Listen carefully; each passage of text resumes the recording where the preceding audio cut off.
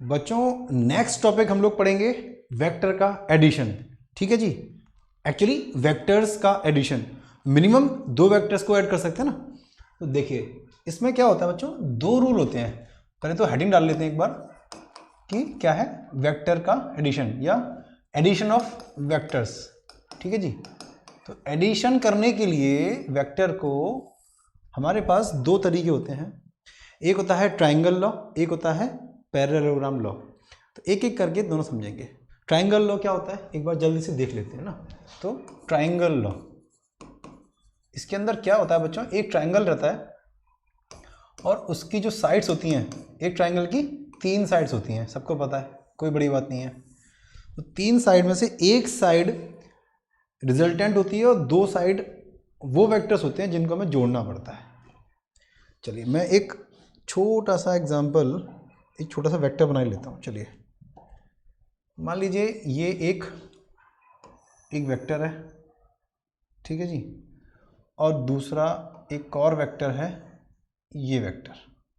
ठीक है, इनको कुछ नाम दे देते हैं। मान लेते हैं ये है ए वेक्टर और ये है बी वेक्टर ना। ये 2 वेक्टर्स हो गए। मैंने क्या किया, पहले वेक्टर का ये क्या है, टर्मिनेटिंग पॉइंट। ठीक है, ये क्या है, इनिशियल पॉइंट। बी वेक्टर का ये क्या है, इनिशियल पॉइंट और ये है टर्मिनेटिंग पॉइंट। तो मैंने क्या किया, ध्यान से देखना, बड़ी होशियारी से मैंने इन वेक्टर्स को ऐसे प्लेस किया है कि एक वेक्टर का टर्मिनेटिंग पॉइंट दूसरे के इनिशियल पॉइंट से ना, इनिशियल पॉइंट यानी जिस पॉइंट से वेक्टर स्टार्ट होता है वहाँ से एक साथ रख दिया। यानी कि एक वेक्टर का टर्मिनेटिंग पॉइंट और दूसरे वेक्टर का इनिशियल पॉइंट मैंने एक साथ रख दिया। मैं इन वेक्टर्स को ऐसे भी रख सकता था। कैसे, देखिए ऐसे, मान लीजिए मैं ऐसे करता, एक वेक्टर यहाँ रखता, दूसरा ये कर देता। ठीक है, मैं थोड़ा गैप छोड़ देता हूँ जानबूझ के, ताकि आपको दिखे कि दोनों के जो टर्मिनेटिंग पॉइंट्स हैं या हेड्स हैं वो पास पास आ गए। तो यदि ऐसी पोजीशन में रखता मैं, ठीक है जी, तो ये क्या होता, ये कह सकते थे कि head to head combination, head to head combination. ठीक है, और ये क्या है, ये है बच्चों head to tail, head to tail. ठीक है जी, ये अंतर आ गया। यदि मैं हेड टू हेड रखता तो दोनों एरो एक ही जगह पॉइंट कर रहे होते। मैंने रखा हेड टू टेल, यानी कि एक वेक्टर का हेड और दूसरे वेक्टर की टेल। ठीक है, इनको एक साथ रख दिया। तो इस तरीके से ये जो मैंने ऊपर रखा है ये होता है सही कॉम्बिनेशन। यदि आपको 2 वेक्टर्स को ऐड करना है तो ऐसे ही रखना पड़ेगा, ऐसे नहीं रख सकते, ये this is not the right way. ठीक है जी, चलिए इसको हटा देते हैं, जो काम की चीज़ है वो रखते हैं बोर्ड पे, बाकी चीज़ें हटा देते हैं। ये देखिए, ये हटाने के लिए थोड़ा सा लेबर करना पड़ सकता है। चलिए ये हो गया, ये हो गया, ये हो गया। आते हैं वापस। तो ये 2 वेक्टर्स हैं, ए वेक्टर एंड बी वेक्टर। इन दोनों को मुझे बोला गया कि ऐड करना है। मैंने यूज़ क्या करना है, मुझे triangle law of vector addition use करना है।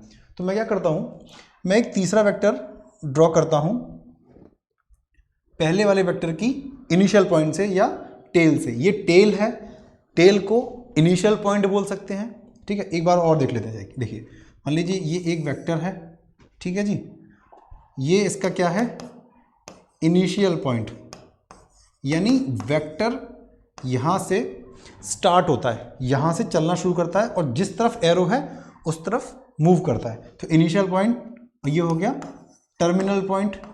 ठीक है जी, ये टर्मिनल पॉइंट हो गया, ये हो गया इनिशियल पॉइंट। इसको हम क्या बोल सकते हैं, इनिशियल पॉइंट को हम टेल बोलते हैं।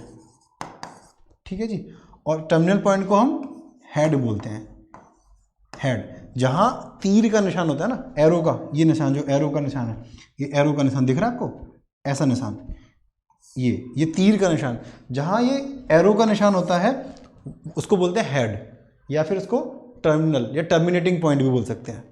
और जो नॉर्मल स्ट्रेट लाइन होती है ये, इसको क्या बोलते हैं बच्चों, इनिशियल पॉइंट या टेल। ठीक है जी, चलिए तो ये चीज़ होती है। अब इसको आप एक बार, मैं इसको हटा देता हूँ। ठीक है जी, और ये चीज़ें हैं, चलिए ओके गुड। तो अब क्या करना है, हमने वेक्टर ए का हेड वेक्टर बी के टेल के पास रख दिया। अब मुझे इन दोनों वेक्टर्स को जोड़ के उनका रिजल्टेंट बताना है। तो मैं क्या करता हूं, मैं एक तीसरा वेक्टर ड्रॉ करता हूं, ठीक है, इस तरीके से ड्रॉ करता हूं बच्चों कि इसको पॉइंट मान लेना, ठीक है। तो ये तीसरा वेक्टर जो है ना, ये क्या कर रहा है, ये पहले वाले वेक्टर की टेल से शुरू होके दूसरे वाले वेक्टर की हेड तक जा रहा है, और ये तीनों वेक्टर्स मिलके एक ट्राइंगल बना रहे हैं ना, ट्राइंगल, 3 साइड का ट्राइंगल। तो ये जो वेक्टर है जो मैंने ए वेक्टर और बी वेक्टर के टेल से हेड को जोड़ने के लिए बनाया है, इसको बोलूँगा मैं A vector plus B vector, या फिर resultant of A and B. और ये होता है triangle law of vector addition. ठीक है बच्चों, इसका स्टेटमेंट कुछ खास नहीं है, इसका कोई प्रूफ भी नहीं करना आपको सिर्फ ध्यान रखना है कि एक ट्राइंगल में यदि दो साइड इस तरीके से मानी जाए कि ये एक वेक्टर है और दूसरा वेक्टर इसके हेड के पास टेल लेके पहुंच गया, तो तीसरा वेक्टर जो टेल से इस हेड तक आएगा, राइट। तो एक तरह से फ्लो देखें आप, तो ये वेक्टर यूं करके मूव हो रहा है और ये वेक्टर यूं और फिर यूं, ऐसे, यानी दोनों एक साथ मूव हो रहे हैं, ठीक है, ऐसे, एक के पीछे एक नहीं है। ये पॉइंट से मान लीजिए, इसको पर नाम दे देते हैं, ये ए पॉइंट है, ये बी पॉइंट है और ये सी पॉइंट है। तो आप पहले ए से बी तक गए, ठीक है जी, फिर बी से सी तक गए, और रिजल्टेंट के केस में क्या किया आपने, ए से सी तक डायरेक्ट चले गए। तो ए से सी के बीच में जो डायरेक्ट वेक्टर खिंच गया वो रिजल्टेंट हो गया, और ए से बी तक गए, बी से सी तक गए, ये हो गया दो डिफरेंट वेक्टर्स। एक एग्जांपल इसमें इसी डायग्राम में मैं आपको एक चीज़ और बनाता हूँ, so that you can better understand कि किस तरीके से वेक्टर एडिशन चलेगा। ठीक है, मैं एक काम करता हूँ, थोड़ा सा ये हटा देता हूँ ताकि आपको बेटर समझ में आएगा।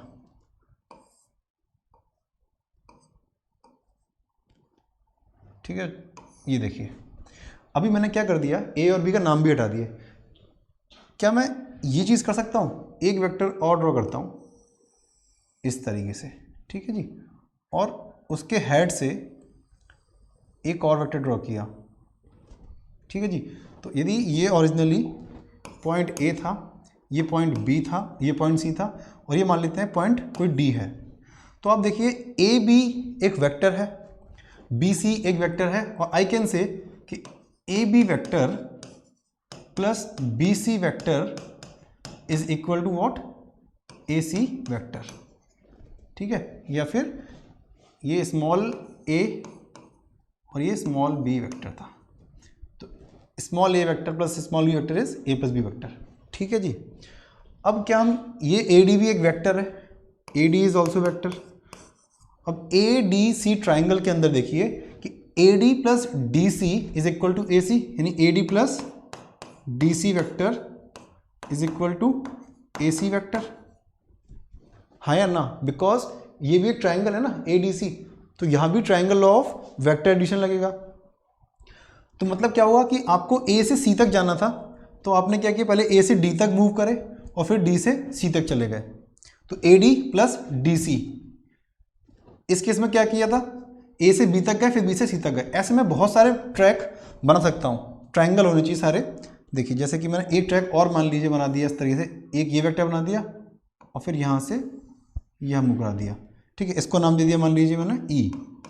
तो A E vector plus E C vector is also A C vector, है ना, A E plus E C vector is also A C vector.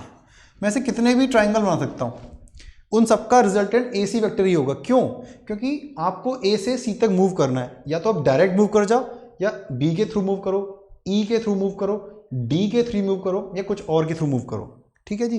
तो ट्राइंगल लॉ क्या कहता है कि ट्राइंगल की एक साइड, ठीक है, is the resultant of the addition of two other sides, या फिर दो साइड्स को यदि दो वेक्टर से रिप्रेजेंट करते हैं with special combination head to tail, तो तीसरी साइड रिजल्टेंट बनाएगी। तो होपफुली इस डायग्राम के थ्रू आपको एक बार basic triangle law of vector addition क्या कहता है समझ में आ गया होगा।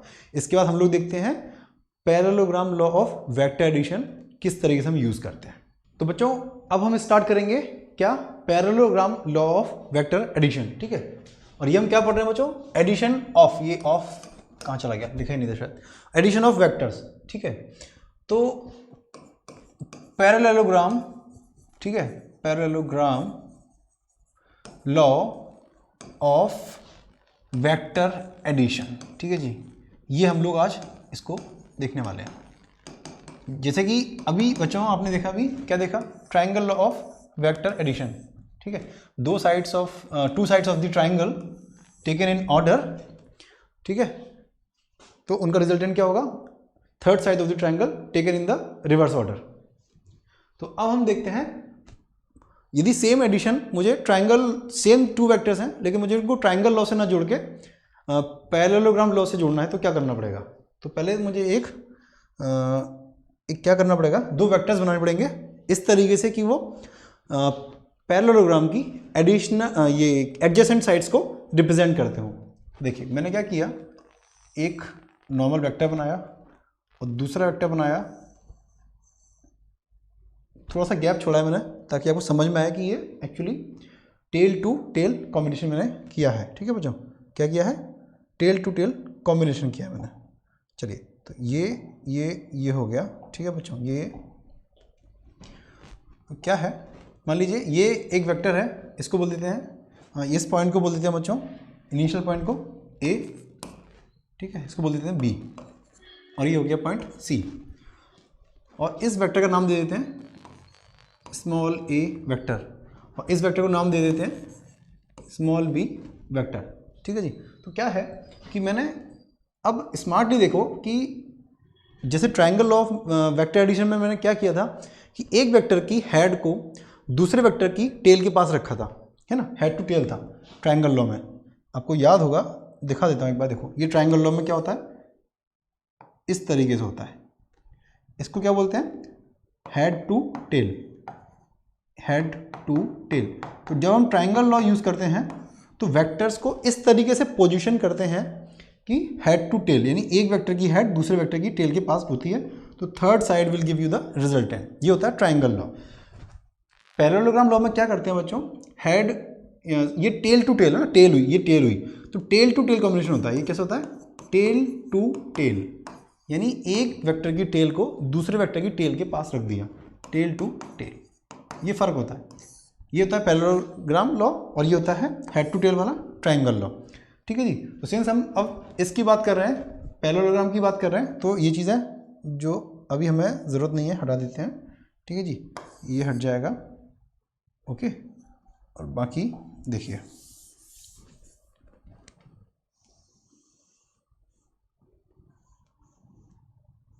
ठीक है जी।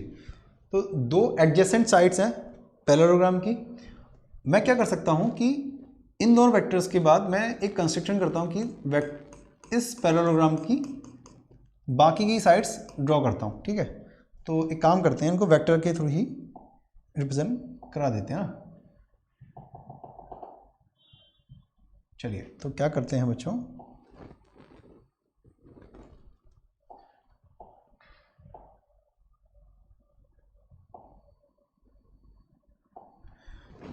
मैंने एक कंस्ट्रक्शन करना है सिंपल सा, इस पैरेललोग्राम को कंप्लीट करना है सिर्फ, ठीक है जी, कंप्लीट करना है।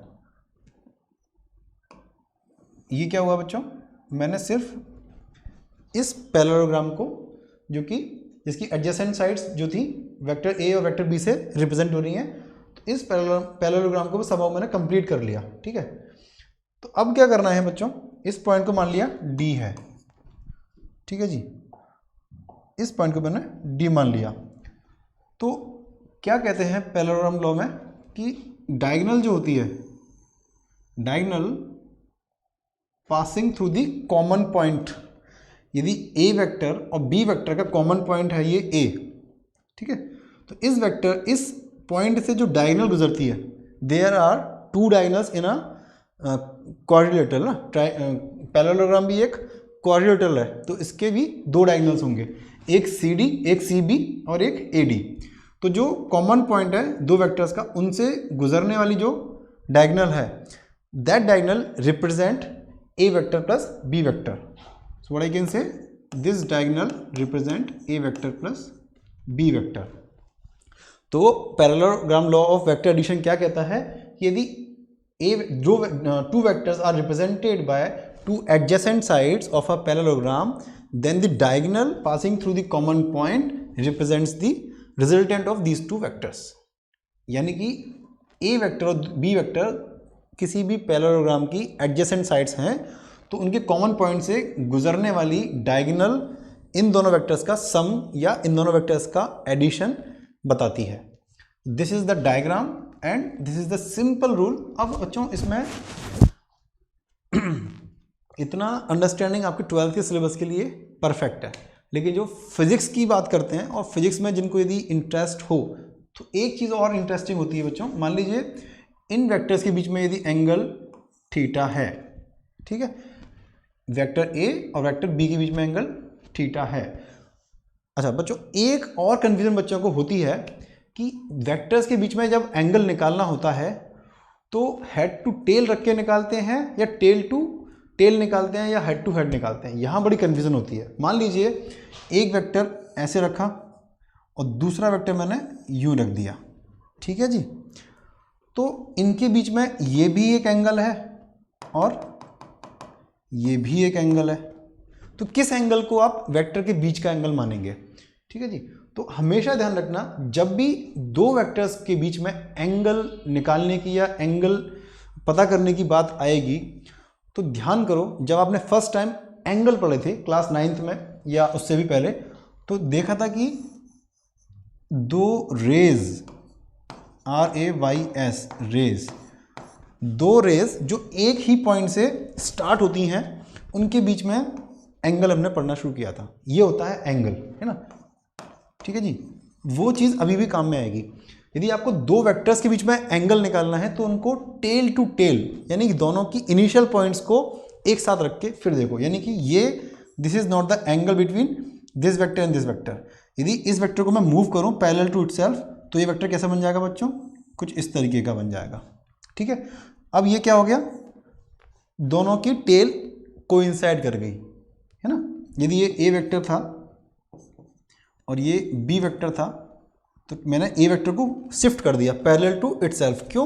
क्योंकि मैंने आपको पहले भी बताया था कि हमारे सिलेबस में जितने भी वेक्टर्स हैं उनको हम फ्री वेक्टर मान के चलेंगे अनलेस स्पेसिफाइड अदरवाइज. तो ए वेक्टर क्या है? फ्री वेक्टर है. तो मैं इस वेक्टर को इसके पैरेलल मूव कर सकता हूं. तो मैं थोड़ा सा आगे शिफ्ट कर दिया तो ये वेक्टर पहुंच गया इस तरीके से शिफ्ट हो गया कि ए वेक्टर की जो टेल है बी वेक्टर की टेल के साथ में चिपक गई. अब इनके बीच में जो एंगल आएगा वो एंगल एक्चुअली वेक्टर ए और बी के बीच का एंगल होगा, ना कि ये एंगल. ठीक है. क्या होता है ये डायग्राम याद कर लेना जब भी कन्फ्यूजन हो. एंगल की परिभाषा, एंगल की डेफिनेशन ये कहती थी कि दो रेज के बीच में एंगल, तो यानी दोनों के स्टार्टिंग पॉइंट एक साथ रखो और दोनों को आगे की तरफ मूव करो, फिर जो एंगल बनेगा, ये जो एंगल है, this is actually the angle between two rays. तो वेक्टर भी इतना से रेज की तरह ही तो होते हैं, है ना. एक पॉइंट से स्टार्ट होकर आगे बढ़ते हैं, तो इसलिए ये एंगल है. ठीक इसी तरह से हमारे जो ओरिजिनल प्रॉब्लम थी ए वेक्टर और बी वेक्टर, इनके बीच में एंगल कौन सा होगा? ये वाला होगा, ये एंगल होगा. ठीक है जी. अब आप बोल सकते हो कि सर यदि इस वेक्टर को पैरेलल टू दिस मूव करूं, ठीक है, तो क्या ये भी एंगल हो सकता है? ठीक है. तो ये हो सकता है क्योंकि this and this are corresponding angles. ठीक है. बट आपको क्या याद रखना है कि दो वेक्टर्स के बीच में एंगल कैसे निकालते हैं? उन दोनों के इनिशियल पॉइंट को एक साथ रखो, फिर देखो कि एंगल क्या है. और अब आप बोलोगे कि सर यदि इनिशियल पॉइंट एक साथ ना दिए हो तो उनको मूव कर दो. किसी भी वेक्टर को आप पैरेलल टू इटसेल्फ मूव कर सकते हैं without changing its direction and magnitude. ठीक है जी. तो जब आपको दोनों पॉइंट वेक्टर्स के इनिशियल पॉइंट मिलाओगे फिर जो एंगल निकलेगा वो उन वेक्टर्स के बीच में एंगल होगा. और this particular thing is very important for mechanics. जो बच्चे मैकेनिक्स सॉल्व करते हैं, जेईई मेंस में आपके मैकेनिक्स के क्वेश्चन आएंगे, एडवांस में भी आएंगे. सीबीएसई क्वेश्चन 12th क्लास में सीबीएसई के सिलेबस में मैकेनिक्स नहीं है, ठीक है, बट आपकी इन्फॉर्मेशन के लिए बहुत ज़रूरी है कि आप ये छोटी छोटी चीज़ों में गलतियां ना करें. चलिए आगे देखते हैं कि मैं आपको बताना क्या चाह रहा था. ये चीज़ें हटा देते हैं एक बार. मैं आपको बताना चाह रहा था कि यदि दो vectors adjacent sides of parallelogram से रिप्रेजेंट हो रहे हैं तो आपको ये जो रिजल्टेंट है ठीक है। इस रिजल्टेंट का जो मान लीजिए इसको आर वेक्टर बोलते हैं रिजल्टेंट को, तो R vector which is equal to addition of A vector plus B vector, इसका मैग्नीट्यूड और इसका एंगल कैसे देख सकते हो आप। तो उसके लिए आप क्या करोगे, आप एक कंस्ट्रक्शन करोगे, एक परपेंडिकुलर ड्रॉ करोगे। कहाँ से, इसको वेक्टर नहीं बनाएंगे बच्चों हम ना, इसको स्ट्रेट लाइन लिखेंगे। तो एक बार इसको हटा देते हैं और अब बनाते हैं एक स्ट्रेट लाइन, ठीक है जी, और इसको भी एक स्ट्रेट लाइन बनाते हैं।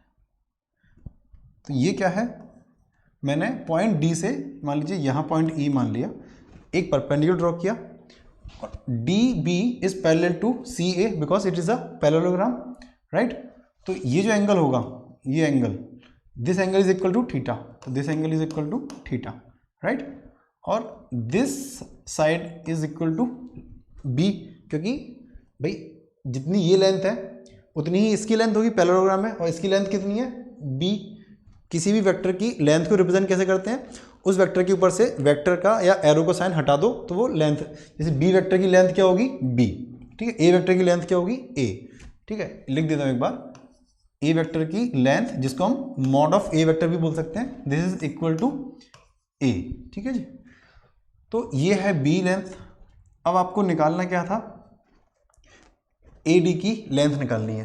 तो ए डी की लेंथ कैसे निकलेगी, triangle A D E is a right angle triangle, ठीक है जी। अब इस राइट एंगल ट्राइंगल में आपको यदि ये डी ई की लेंथ मालूम चल जाए और ए ई की लेंथ मालूम चल जाए, तो आप पाइथागोरस थ्योरम यूज करके A E square plus D E square is equal to A D square कर सकते हो, ठीक है। तो बात क्या रह गई कि मुझे डी ई की लेंथ मालूम चलनी चाहिए। अब डी ई की लेंथ क्या होगी, इस ट्राइंगल में देखिए बच्चों, ये थोड़ा सा ना क्लमजी सा हो गया है बच्चों। आइए, मैंने एक बार डायग्राम को ठीक से ड्रॉ कर लिया है so that you can understand the concept. चलिए बच्चों, तो मैं इसको एक बार नोमेनक्लेचर कर देता हूँ। मान लीजिए ये पॉइंट, हाँ let me select the pen, okay. तो ये पॉइंट मान लेते हैं बच्चों, ए है, बी, ये सी मान लेते हैं, ये डी है। ये जो ए बी वेक्टर है ये स्मॉल ए से मैंने रिप्रेजेंट किया था, और ये था बी वेक्टर, ठीक है। और ये जो ए सी है ना, ए सी जो डायगोनल भी है वो रिप्रेजेंट करती थी addition of A vector and B vector को। तो हम लोगों ने माना था कि ए वेक्टर और बी वेक्टर के बीच में जो एंगल है वो है थीटा। तो with this information we are interested to find कि what is the length of the resultant A B vector, जिसको हमने आर वेक्टर, ठीक है, मान लिया था ना। तो मुझे आर की लेंथ निकालनी है, इस वेक्टर की लेंथ निकालनी है, प्लस मुझे ये निकालना है कि यदि ये जो रिजल्टेंट है, ये रिजल्टेंट यदि ए वेक्टर से एंगल अल्फा बना रहा है तो what is the value of alpha, ठीक है।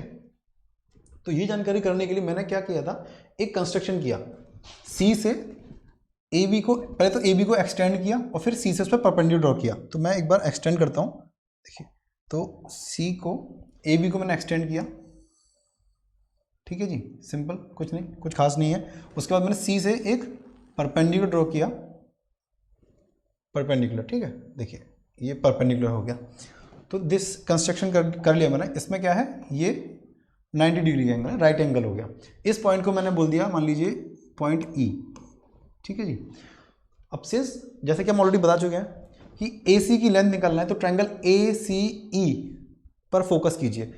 ए C E is a right angle triangle, और राइट एंगल ट्राइंगल में पाइथागोरस थ्योरम लगती है, पता है सबको पता है, कोई बात नहीं है। तो सी ई की लेंथ मालूम चल जाए और ए ई की लेंथ मालूम चल जाए तो मुझे ए सी की लेंथ पाइथागोरस थ्योरम से इजीली मिल जाएगी, ठीक है। एक चीज़ तो मुझे अब सी ई की लेंथ चाहिए। अब सी ई की लेंथ निकालने के लिए मेरे पास डेटा क्या क्या है। अब सी ई, अब एक ट्राइंगल और है मेरे पास, सी बी ई, ये भी एक राइट एंगल ट्राइंगल है। यदि सी बी ई में मुझे कुछ मालूम चल जाए तो क्या मैं सॉल्व कर सकता हूँ। देखिए, अब इस ट्राइंगल के अंदर देखिए सी बी की लेंथ कितनी है। अब since A B C D is a parallelogram, ठीक है, ये तो मैं गिवन है, तो इसमें चिंता करने की कोई जरूरत नहीं है, ये गिवन है। तो गिवन चीज को हम मान सकते हैं कि B C is parallel and equal to A D. तो इसकी लेंथ भी क्या होगी, बी होगी। In fact B C vector is equal to A D vector. क्यों? क्योंकि मैंने ए डी वेक्टर को पैरेलल टू इटसेल्फ मूव कर सकता हूं। I am allowed to move any vector parallel to itself. और since A D and B C are parallel, तो I can say B C vector is equal to A D vector. Equal to कब बोलूंगा बच्चों? जब length equal हो और direction same हो, ठीक है, तब मैं उसको बोलूंगा इक्वल वेक्टर्स। तो B C is actually a vector which is equal to B vector. Similarly D C is a vector which is equal to A vector, because D C is equal to A B in length and A B और D C parallel है, तो D C vector D से सी की तरफ का vector, ना कि C D. C D is minus A vector, मगर डी सी की बात करूँ तो D C is A B vector, ठीक है जी। तो इतनी जानकारी लेने के बाद हम देखते हैं ट्राइंगल बी ई सी में। अब इस ट्राइंगल के अंदर अब आपको मालूम है कि ये एंगल कौन सा एंगल, डी ए बी, और एंगल सी बी ई, ये क्या करस्पॉन्डिंग एंगल्स होंगे, ठीक है जी, ठीक है जी। तो ये सी बी ई क्या होगा, एंगल थीटा होगा। अब एक राइट एंगल ट्राइंगल में आपको हाइपोटेन्यूज की लेंथ मालूम है बी है, और एक एंगल मालूम है थीटा है। इनफैक्ट दूसरा एंगल मालूम है, तीसरा भी मालूम है, ठीक है। राइट एंगल ट्राइंगल में एक एंगल मालूम है अदर देन 90 डिग्री, तो आपको सारे एंगल्स मालूम है। तो आप इजीली बेसिक ट्रिग्नोमेट्री यूज करके कह सकते हो कि B E is equal to B cos theta, B cos theta. थोड़ा सा बड़ा लिख देता हूँ मैं इसको, ठीक है बच्चों। तो ये लेंथ कितनी हो गई बच्चों, ये लेंथ हो गई बी कॉस थीटा, ठीक है, कोई बड़ी बात नहीं है। सिमिलरली सी ई, ये क्या हो गया, बी साइन थीटा। मैंने क्या यूज़ किया बच्चों ये निकालने के लिए, बेसिक ट्रिग्नोमेट्री, ठीक है जी। तो बेसिक ट्रिग्नोमेट्री के थ्रू मुझे पता है perpendicular upon hypotenuse, perpendicular upon hypotenuse is sine theta. Hypotenuse मुझे मालूम है, थीटा मुझे मालूम है, तो परपेंडिकुलर की लेंथ आ गई B sine theta. Similarly base upon hypotenuse cos theta, तो मुझे मिल गया B cos theta. B E की वैल्यू कितनी हो गई, बी कॉस थीटा। अब मुझे बी ई मालूम है, सी ई मालूम है, और सी बी ऑलरेडी मुझे मालूम था। तो इस बड़े ट्राइंगल में सी ए ई में मुझे सब कुछ मालूम चल गया जो कि मुझे रिक्वायर्ड था to find the value of A C. अब I can write A C square using the Pythagoras theorem. मैं आपको प्रूफ नहीं करा रहा हूँ, ये इसलिए समझा रहा हूँ क्योंकि आपको ये जो फॉर्मूला है for the length of the vector वो एक बार मालूम चल जाए कैसे निकल के आया है, सो दैट आप once you know the derivation of any this kind of basic results, तो आप लोग उसको बेटर यूज़ कर सकते हैं। इनफैक्ट जेई के एग्ज़ाम में कई बार बहुत अच्छे से बेसिक कॉन्सेप्ट को यूज़ करने की ज़रूरत पड़ जाती है। तो जहाँ आपको प्रूफ नहीं करना होता लेकिन उन कॉन्सेप्ट को आपको क्वेश्चंस में यूज़ करना होता है, इसलिए ये चीज़ इंपॉर्टेंट और बेसिक है। तो सीबीएसई के हिसाब से भी ये काफ़ी इंपॉर्टेंट है, इसलिए मैं आपको बता रहा हूँ। तो देखिए A C square is equal to C E square plus A E square, ठीक है बच्चों। अब सी ई की लेंथ क्या आई थी बच्चों, बी साइन थीटा, ये हो गया बी साइन थीटा का स्क्वायर। और ए ई की लेंथ कितनी है बच्चों, A B plus B E, और ए बी है ए और बी ही है बी कॉस थीटा, तो I can write a plus b cos theta का स्क्वायर।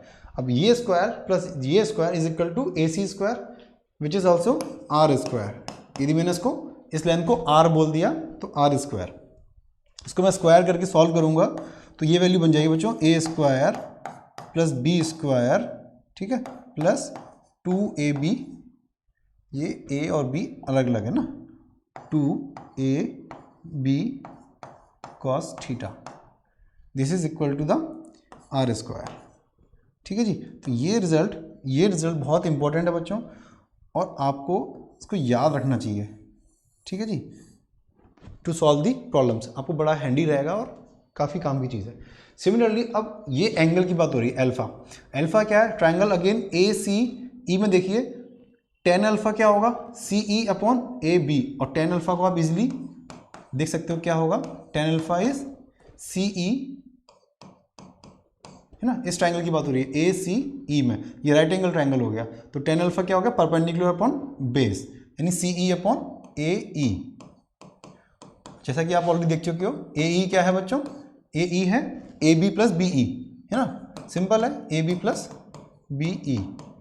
इसकी वैल्यू क्या हो जाएगी बच्चों, b sine theta divided by a plus b cos theta, ठीक है। अब इस फॉर्मूले को भी याद रखने का तरीका है, टेन में क्या होता है, टेन जो ट्रिग्नोमेट्रिकल रेशियो टेन होता है उसमें साइन अपॉन कॉस को टेन बोलते हैं ना, तो इस फॉर्मूले में साइन ऊपर आ रहा है और कॉस नीचे आ रहा है, ठीक है।